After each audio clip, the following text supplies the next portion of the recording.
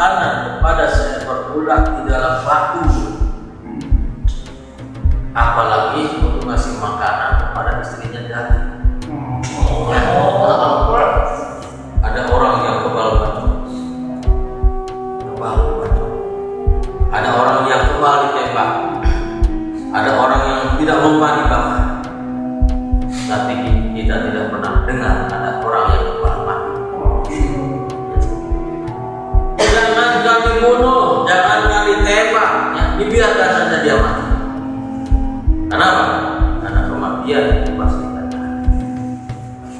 Yauma ya'adu dzalimu 'ala yadayhi yaqulu ya laitani ittakhadtu ma'a rasuli sabila.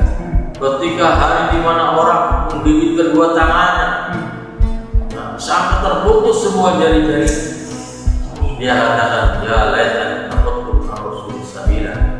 Seandainya saya dulu di dunia saya mengambil jalannya para ada yang tidak puasa, tidak sedekah, tidak zikir, cuma awas, nanti ketabrak, pikir, cuma begitu saja masuk surga. Jadi nanti alhamdulillah Allah Subhanahu wa Ta'ala telah memberikan kita sesuatu yang sangat berharga, yaitu dengan iman inilah kita akan selamat baik di dunia ataupun di akhirat. Seandainya kita masuk ke dalam surga dan fasilitasnya tidak seperti orang lain, hanya tanah datar saja, dan istananya tidak seperti istana orang lain, maka itu cukup bahwa kita ini menjadi orang yang sukses. Kenapa? Kata Allah, "Man zuhziha 'anil nar wa udkhilal jannah faqad faz." Barang siapa yang telah diselamatkan dari api neraka dan dimasukkan ke dalam surga, sungguh dia adalah orang yang sukses.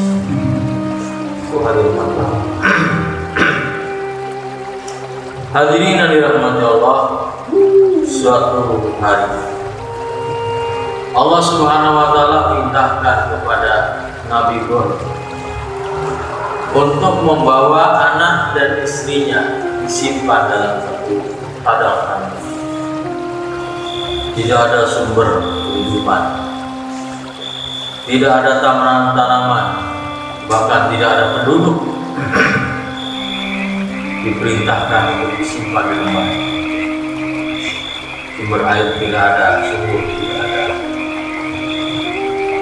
Maka setelah Nabi Ibrahim bawa anak dan istrinya ke lembah tandus, kemudian Nabi Ibrahim tinggalkan mereka, mengadu kepada Allah, Rabbana inni askantu min dzurriyyati biwadin ghairi dzi zar'in 'inda baitikal muharram. Wahai Allah, sesungguhnya aku simpan sebagian keturunan biwadin ghairi dzi zar'in, dalam satu lembah ghairi dzi zar'in, tidak ada tanah. Secara manusiawi, Nabi Ibrahim mungkin terbersih dari mana dan bagaimana caranya Allah menghantarkan rizki kepada anak dan istri, sebab asbab zahir tidak ada. Asbab zahir tidak ada, terputus. Pertama, kalau dia mau minum tidak ada sumber air, kalau tidak ada makanan barangkali bisa pergi jauh-jauh. Tapi ini tidak ada. Ghairi dzi zar'in, tidak ada tanam-tanaman. Bagaimana cara Allah? Makanya Nabi Ibrahim mengadu, ya Allah, aku simpan sebagai keturunanku di lembah tandus. Allah paham bagaimana maksudnya. Maka hadirin mati Allah, Nabi Ibrahim diperintahkan oleh Allah untuk memecahkan batu. Pecah batu. Ibrahim tidak ada apa-apa. Suruh pecahkan lagi, tidak lihat apa-apa. Pecahkan lagi, setelah batu yang ketiga, di sana ada ulat yang sedang memakan daun yang masih kecil. Caranya seperti apa? Terserah Allah caranya. Allah mampu mendatangkan makanan kepada seekor ulat di dalam batu. Apalagi untuk ngasih makanan kepada istrinya Daud. Untuk ngasih makan pada anak-anaknya Daud, bapaknya lagi dakwah. Mana mungkin dibiarkan sama Allah? Ulat saja ada dihantar makanannya di dalam batu. Kalau kita tinggalkan anak istri kita, asal dohir nampak, enggak? Asal dohir nampak hadir mati Allah. Tengok di belakang rumah ada tangkuh, meskipun jadi sendiri lumayan. Ya, ada bayam meskipun jadi sendiri lumayan, apalagi dapat tanah di tanah. Hadir mati Allah, air banyak sekarang musim hujan, tinggal bawa ember. Nah, gratis, gak usah beli. Sehingga Nabi Ibrahim begitu yakin kepada jaminan Allah, begitu yakin. Dan masalah keperluan rezeki itu urusan Allah, bukan urusan kita. Kita jangan ikut campur wilayahnya Allah. Terserah bagaimana, suka-suka Allah, caranya seperti apa, terserah Allah saja. Terserah Allah saja. Tinggal kita mau bersyukur saja, itu yang diinginkan oleh Allah. Tinggal kita bersyukur. Suatu hari Ibrahim bin Adham, beliau jalan-jalan ke pasar. Ya Allah, aku bersyukur kepadamu karena Engkau telah memberikan aku nikmat yang besar. Ya Allah, aku bersyukur kepadamu karena Engkau telah memberikan aku nikmat yang besar. Ya Allah, aku bersyukur kepadamu karena Engkau telah memberikan aku nikmat yang besar. Lalu Ibrahim bin Adham cari sumber suara. Ternyata hadirin mati Allah, sumber suara itu bersumber dari lisan orang yang buta, tidak punya tangan dan tidak punya kaki. Aneh kedua binatang. Beliau tanya, wahai saudaraku, nikmat yang besar yang mana yang Allah berikan kepada engkau sementara kamu buta, tidak punya tangan, tidak punya kaki? Kata orang tersebut, wahai Ibrahim, Allah Subhanahu wa Ta'ala telah memberikan aku qalban syakiran wa lisanan dzakiran, hati yang selalu bersyukur dan lisan yang senantiasa berzikir. Wahai Ibrahim, apakah ada nikmat yang lebih hebat daripada hati yang bersyukur? Wahai Ibrahim, apakah ada nikmat yang lebih hebat daripada lisan yang berzikir?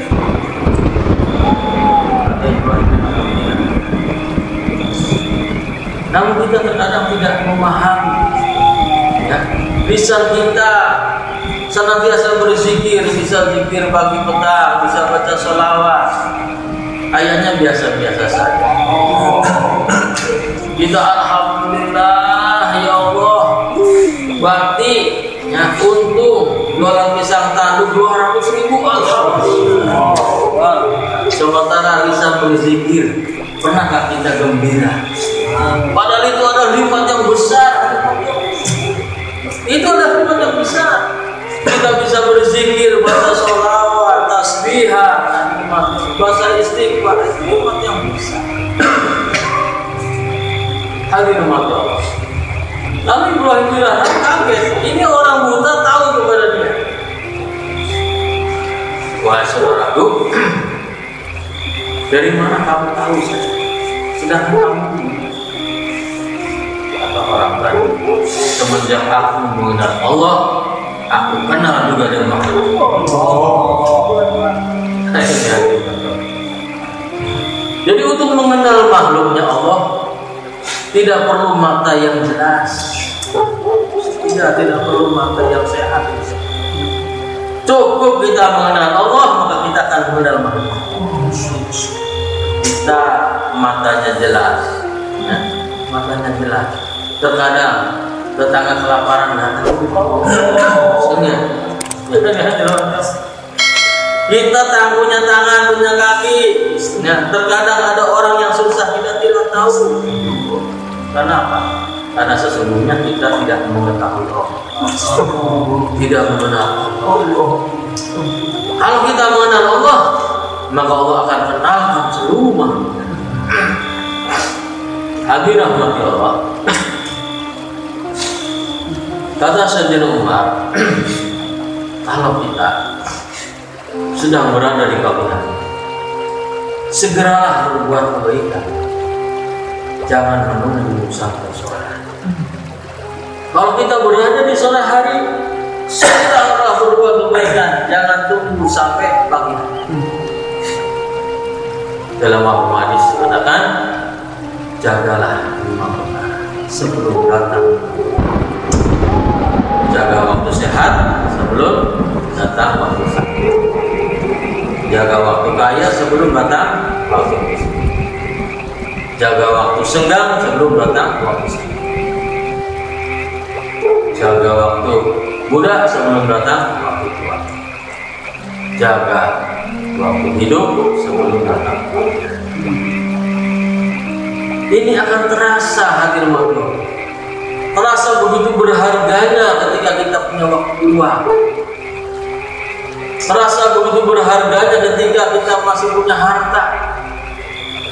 Terasa begitu berharganya ketika kita sehat. Terasa begitu berharganya ketika kita waktu masih muda. Terasa berharganya ketika kita masih hidup. Setelah Allah cabut itu semua. Dulu mah waktu kaya kita kemana? Sekarang kita sudah jatuh miskin. Bisa nggak kita sedekah? Boro-boro sedekah. Yang enggak.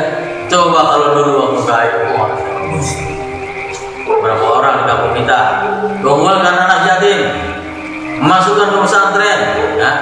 Mereka kita biayai, suruh ngapalin Quran, kita mati masuk neraka, insya Allah mereka cari kita. Ya. Begitu berharga kekayaan ketika kita jatuh miskin. Begitu berharga kesehatan ketika kita sakit. Untuk apa kita gunakan untuk kesehatan? Sekarang sudah mulai berubah. Dulu kuat, ya.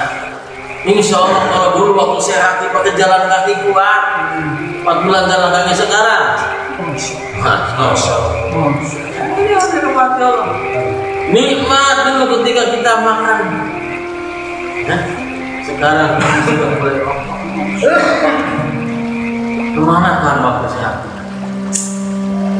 Begitu berharga ketika dicabut kesehatan itu oleh Allah Subhanahu wa Ta'ala. Begitu berharganya masa muda. Nah, barulah terasa ketika kita sudah tua. Coba kalau kita dulu kecil, pesantren seperti orang lain, sudah hafal Quran, Masya Allah, sudah banyak hadis yang dihafal, amal-amal kita banyak. Kemana kan waktu muda kita? Ada yang mati Allah, nggak bisa kembali. Sedetik pun nggak bisa kembali. Kita jangan menghayal. Sekarang kita baru bisa. Hadir mati Allah. Apalagi nanti ketika kita hidup, Allah cabut itu hidupnya. Kita menjadi orang mati. Hadir mati Allah. Menyesalnya bagaimana? Dan penyesalan itu tidak ada lagi. Dulu, kita mungkin pernah dengar ada orang yang kebal dibanting, ada orang yang kebal ditembak, ada orang yang tidak mempan dibakar. Tapi kita tidak pernah dengar ada orang yang kebal mati. Jangan kali bunuh, jangan kali tembak, dibiarkan saja dia mati. Kenapa? Karena kematian dipastikan. Setelah mati, apa yang dia rasakan? Rabbi laula akhartani ila ajalin qarib fa asaddaqu wa akum minas sholihin. Ya Allah, berilah tenggang sedikit saja. Nah, ila ajalin qarib, jangankan 1 tahun 2 tahun, ya. Jangankan 1 bulan 2 bulan, jangan 1 minggu, 1 hari saja, atau sekejap saja, 1 jam saja. Tolong ya Allah, kembalikan aku akan bersedekah. Ini penyesalan orang kaya yang tidak mau bersedekah.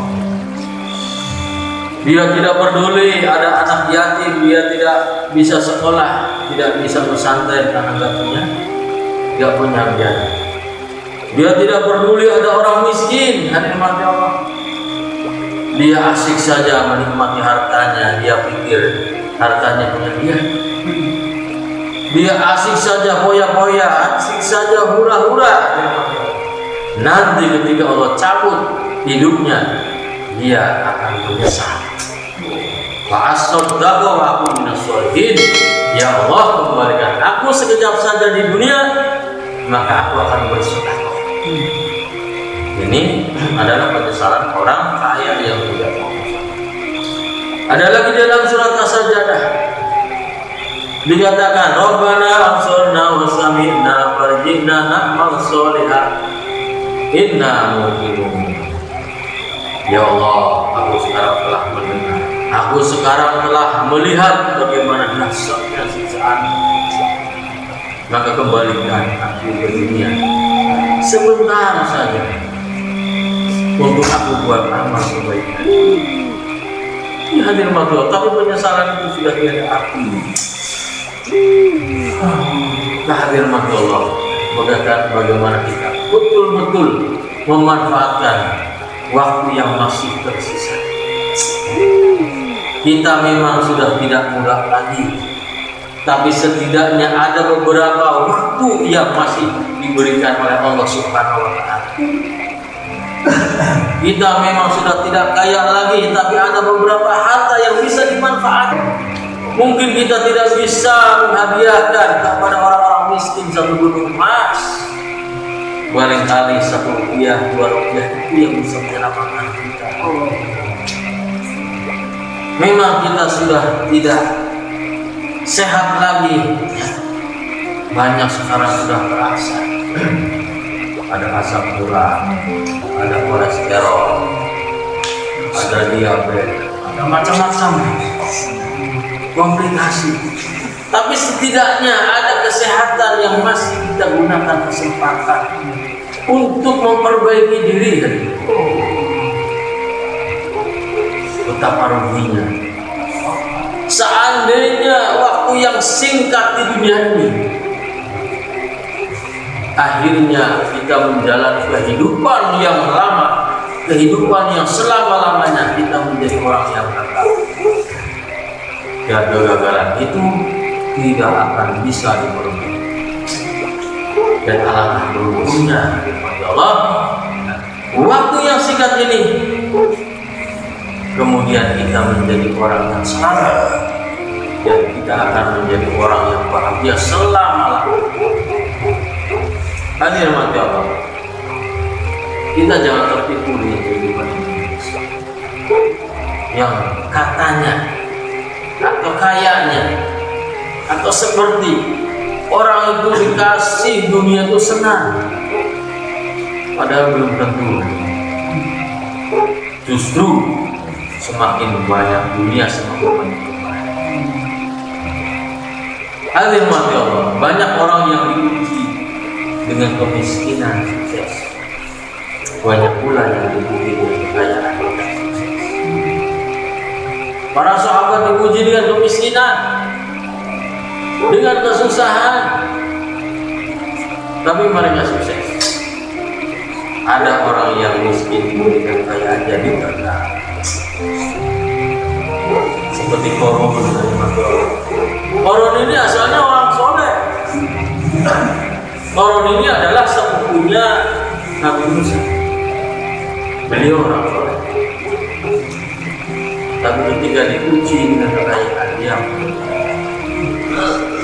itulah hati manusia. Kenapa?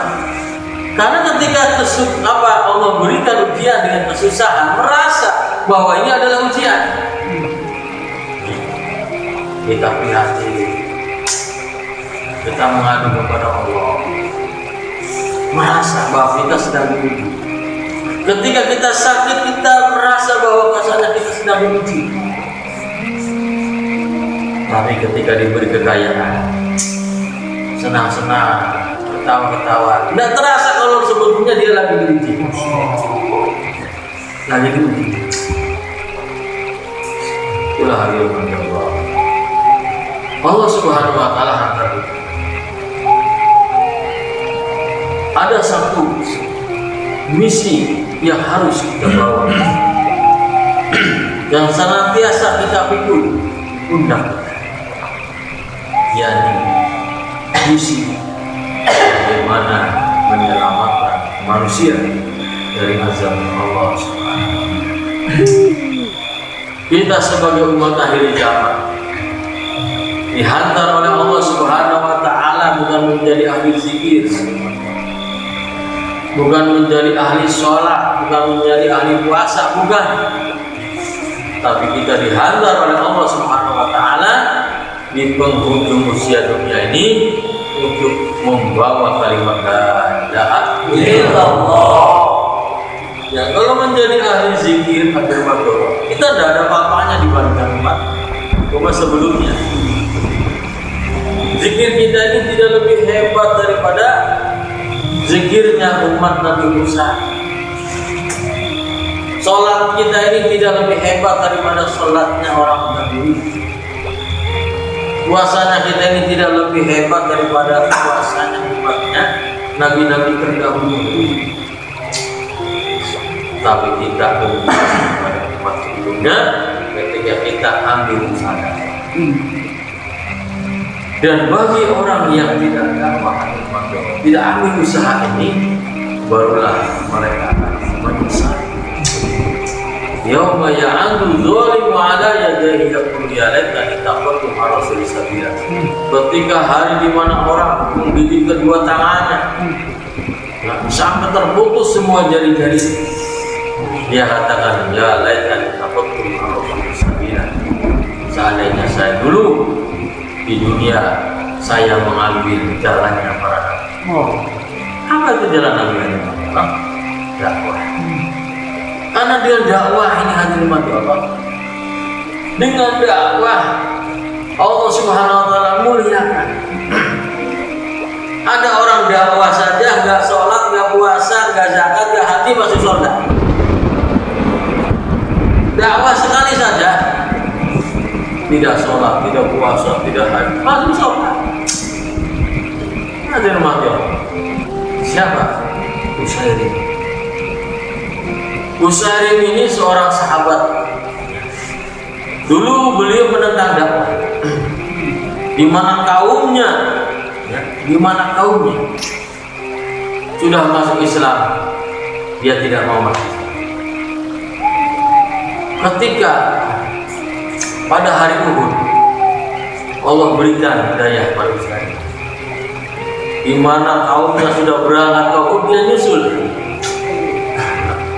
Berikan hidayah, kemudian beliau biar Rasulullah masuk Islam, dia berangkat ke Uhud. Akhirnya terbunuh. Pagi-pagi masuk Islam, berangkat ke Uhud, terbunuh, belum sempat sholat zuhur sudah mati. Jadi belum sholat, ya. Belum melaksanakan sholat, belum melaksanakan puasa. Karena begitu masuk Islam, berangkat, kemudian berjihad, berperang, mati syahid.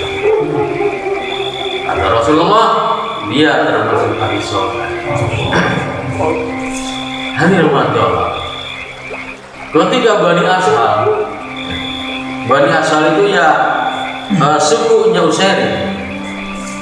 Mereka mencari orang-orang, barangkali ada yang terluka atau terbunuh di kalangan Bani Ashal.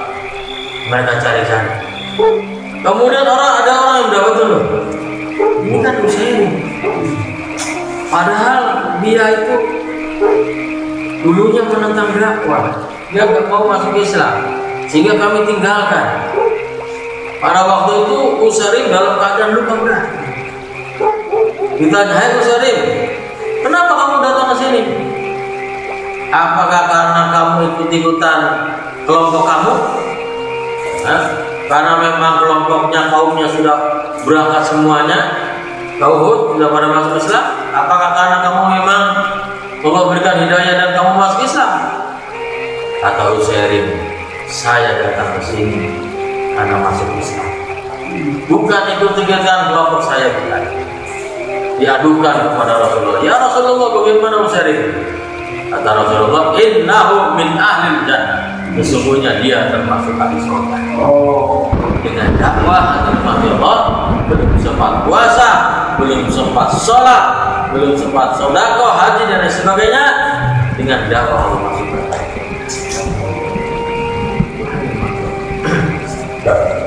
Dengan fikir hadir mati Allah, dia tidak puasa, dia tidak sholat, dia tidak berzikir. Nah, kemudian dia tidak haji, hanya mikirin saja masuk surga. Cuma mikirin doang. Gimana? Mudah-mudahan mereka dapat hidayah. Cuma mikirin begitu saja masuk surga. Subhanallah. Puasa tidak? Ya. Waktu bulan Ramadan dia ikut puasa. Ya. Datang waktu sholat dia ikut sholat. Yang lainnya orang-orang Islam berangkat haji, dia ikut haji, cuma mikir doang. Siapa? Guru-guru. Hari itu ada guru-guru sholat tidak? Tidak. Tidak kewajiban sholat. Guru-guru puasa? Tidak. Guru-guru haji? Tidak. Haji Allah. Memang ada haji itu, orang haji itu dari dulu. Ya, dari dulu semenjak zaman Nabi Ibrahim itu sudah ada haji. Kalau Nabi Sulaiman kan jauh Nabi Ibrahim. Ya. Yang lain Nabi Sulaiman berangkat haji dan pengikutnya, guru-guru tidak ikut haji. Cuma mikirin doang dari masuk surga. Ya. Ada yang tidak puasa, tidak sedekah, tidak zikir, cuma awas, nanti ketabrak, minggir. Cuma begitu saja masuk surga. Siapa? Sebut. Hatta idza ataw ala wadin namal qalat namlatu ya ayyuhan nablu kulu masakinakum la ya'timannakum Sulaiman wa hum la yashurun. Ketika tentara Sulaiman masuk ke lembah Sumur, maka ada seekor sebelum mengatakan, minggir, masuk ke dalam sarang kalian, supaya tidak diinjak oleh Sulaiman dan tentara. Karena mereka tidak tahu ada kalian. Kalau mereka tahu mungkin minggir, jangan sebut. Karena mereka tidak tahu, masuk. Cuma begitu saja, masuk surga. Sholat tidak, puasa tidak. Ada orang yang hanya menjaga saja, bukan orang ya, binatang. Hanya menjaga saja. Yang lain sholat, dia birosa saja. Dan puasa enggak. Dia masuk surga. Siapa? Anjingnya Rasulullah. Nah, ini ada yang masuk. Kalau kita birosa ya kita harus sholat. Nah, meskipun kan ada kalau kita di semua ya, atau di markas-markas besar. Kalau yang birosa itu suka sholatnya nanti ya, setelah selesai imam utama baru, tapi ya tetap sholat. Ini mah nggak sholat, cuma jagain doang. Masuk surga, yaitu anjing. Inilah dasarnya.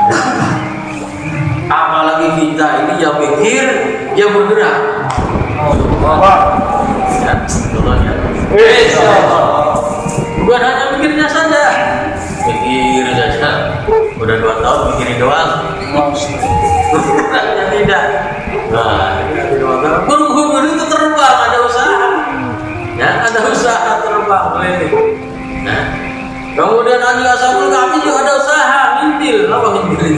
mengikuti dari belakang. Nah gitu. Kemudian juga semua juga ada usaha dia berlagi, mungkin masuk. Tuhan, kalian nggak bisa. Ya, mungkin suara dia tidak terdengar oleh yang di ujung sana. Dia pun mungkin lari, minggir. Ayo di pojok sana minggir, masuk dalam sarang kalian. Yang di sini minggir, masuk di dalam sarangnya. Ada apa? Wah komandan, itu nanti itu Sulaiman, ya, dengan tentaranya mau lewat sini kalian. Bukan begitu, ya. Ini kan terlalu harus ada gerak, ada usaha. Mudah-mudahan korban kita diterima Allah Subhanahu. Hadirin Allah, itulah hebatnya umat hari zaman. Itulah hebatnya umat hari zaman. Betapa dahsyatnya hadirin Allah ketika kita masih diberi harta oleh Allah, kita gunakan itu. Betapa mulianya ketika kita masih diberi sehat oleh Allah Subhanahu wa taala. Kemudian kita gunakan itu. Betapa hebatnya ketika kita masih punya tenaga yang kuat karena kita masih muda. Betapa hebatnya ketika kita masih hidup, maka kita gunakan dakwah dia. Karena yang namanya kematian, itu harus, ya, harus kita lalui. Anak kecil mati pantas tidak? Pantas. Orang dewasa mati pantas tidak? Pantas. Orang sehat mati pantas. Orang sakit mati apalagi orang sakit.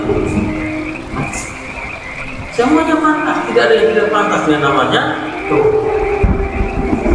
Di alam untungnya hadirin Allah sebelum datang kematian, ya, kita menggunakan hidup kita ini untuk bagaimana kita berpikir dan kita gerak agar supaya umat selamat dari Allah Subhanahu wa taala. Insyaallah bersedia? Insyaallah. Siapa yang siap dihantarkan ujung-ujung salam.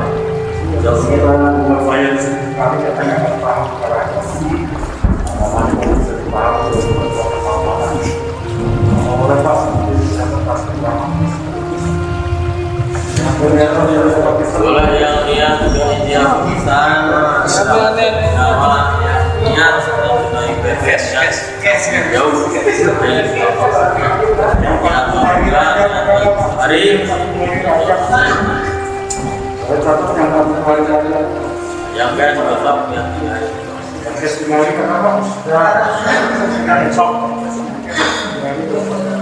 oh namanya niat. Subhanallah. 3